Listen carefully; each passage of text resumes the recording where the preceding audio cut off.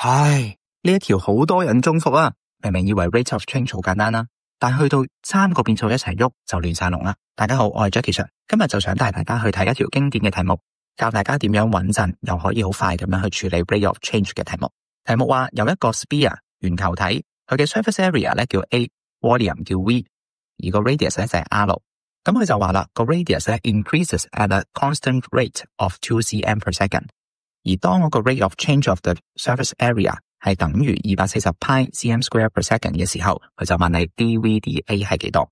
咁做微積分嘅應用題咧，有一個好重要嘅習慣啊，就係你要對數學嘅字眼咧要特別敏感嘅。例如題目嘅 rate of change 呢啲字眼咧，你就要即刻要醒起，呢度咧就係要我寫成 d 唔知乜嘢 dt 啊。用翻呢個邏輯 ，rate of change of 嗰個 surface area 就可以翻譯成 dAdt 等於240 pi， 而 radius increases at a constant rate 就可以翻譯成 dRdt 等於2。好，然之後講起 sphere 啦，你就要諗起佢嘅兩條基本公式啦 ，a 等於4 pi r square， 同埋 v 等於4 over 3 pi r 3次。呢啲公式咧就一定要背得好熟嘅，唔需要再諗噶啦。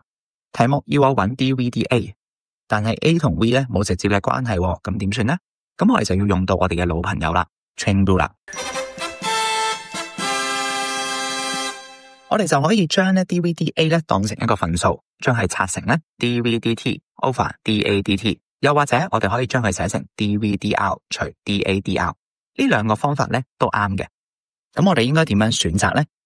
因為題目已經俾咗 dAdt 同埋 dRdt 我，所以我就會揀用咧時間 t 呢條線，咁去用得着呢一啲嘅資料。咁我哋先計 dAdt， 而 a 呢條式咧得 r 嘅啫，咁所以我哋呢度又要用到 chain rule 啦。咁所以 dAdt 咧就等於 dAdR 再乘翻咧 dRdt， 咁 d 完之後就會得到咧8 pi r 再乘 dRdt， 咁我哋代翻 dRdt 等於2。好啦，而題目話 dAdt 咧就等於240 pi 啊嘛，咁我哋代翻落去，咁我哋就有240 pi 等於16 pi r， 咁所以 r 就等於15啦。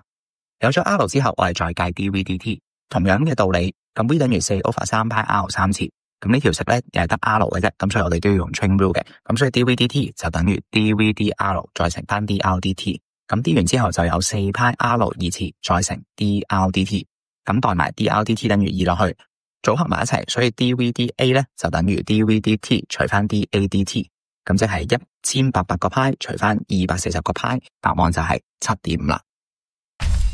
好啦，如果你中意用 r 嚟做都得嘅。咁我哋首先計 dVdR 啦 ，dVdR 就等於4 pi r 2次 ，dAdR 就等於8 pi r。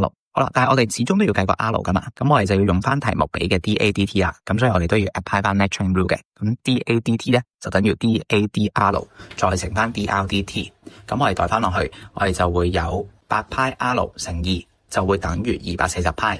咁我哋同樣都會計到 r 等於15嘅，咁所以 dVdA 咧就等於 dVdt 除翻 dAdt， 咁我哋代翻個 r 等於15，咁我哋都會計到 7.5， 一個相同嘅答案。咁兩個方法咧係完美咁樣對應嘅。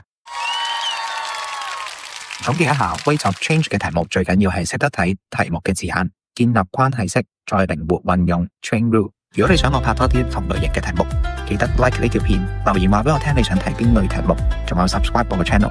你嘅支持係我繼續拍落去嘅最大動力。我係 Jackie Sir， 下次再見。